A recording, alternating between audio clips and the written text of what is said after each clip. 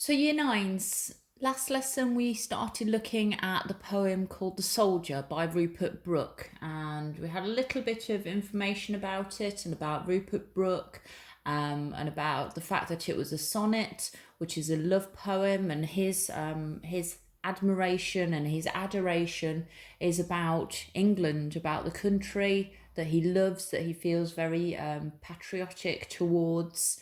And we said that this was actually, we were going to tackle it as an unseen poem. So using the knowledge and the learning that we've done from Jessie Pope's Who's for the Game and from Wilfred Owen's Dulce in Decorum Est, you're going to have a go at tackling this piece a little bit more on your own, but using what we've learned.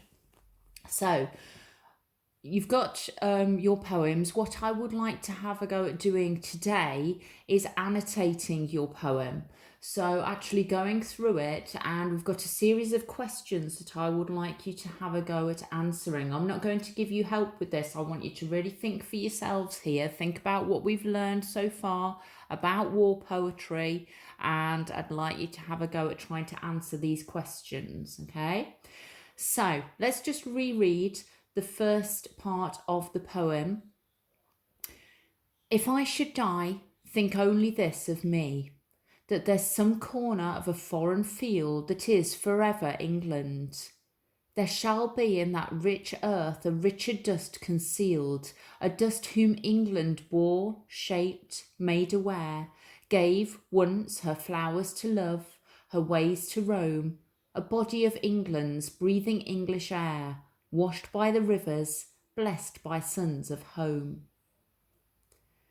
Let's have a look at the questions that surround this, and you can have a go at answering these about the first part of the poem.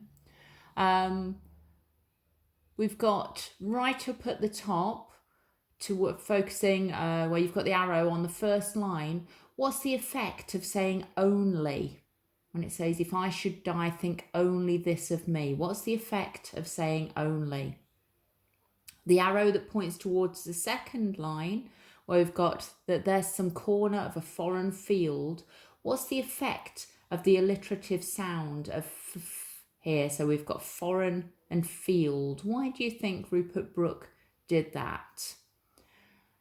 The next arrow points towards the fourth line. What's Brooke trying to say about foreign countries? In that rich earth, a richer dust concealed. Think about what we said about that line last lesson. Then we've got on the fifth line, a dust whom England bore, shaped, made aware. Why is England repeated? We can see we've got the word England or English underlined 4 times within this first stanza. So why do you think they keep repeating England? Think about what the poem's about. The next line, gave once her flowers to love, her ways to roam. What's the effect of this personification making England sound like it's a person, referring to England as her?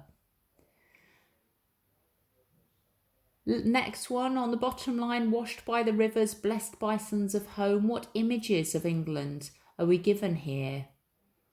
And then right at the bottom, we've not got an arrow because it's about the whole poem, but why is the poem written in sonnet form?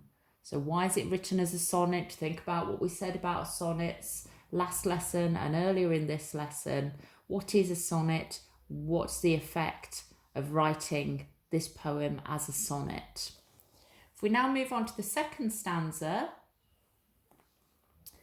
and think this heart all evil shed away, a pulse in the eternal mind no less, gives somewhere back the thoughts by England given, her sights and sounds, dreams happy as her day, and laughter learnt of friends and gentleness, in hearts at peace under an English heaven.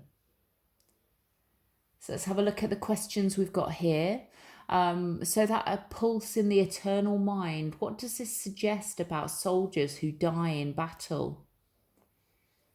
Looking at the fourth line of this part of the poem, her sights and sounds, dreams happy as her day. So we've got personification used here again. How does it make it sound like a love poem?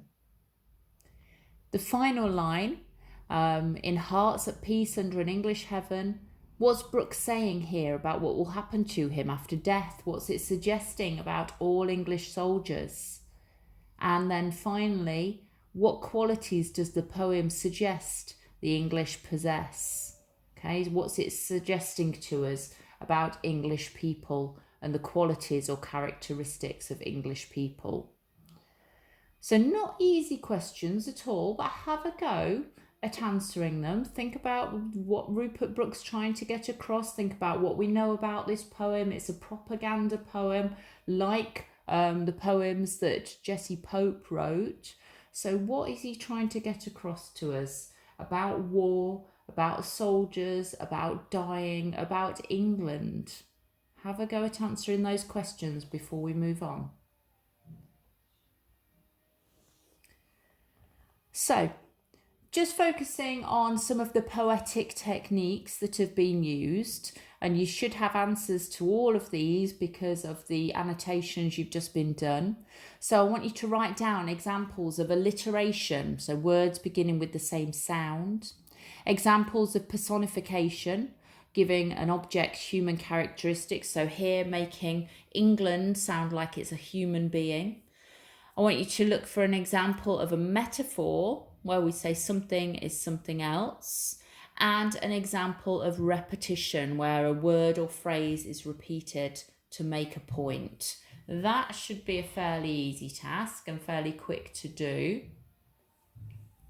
And the last thing that I would like you to have a go at doing today is to draw 4 images to go alongside each stanza. So 2 images that go with the first part of the poem, 2 with the second part of the poem, and use some quotes to support your ideas. So write down some quotes around the picture that you create or the images that you create that link in with what you're writing about. Okay, so plenty to be getting on with there. Again, as always, I'd love to see what you've created. Well done, off you go.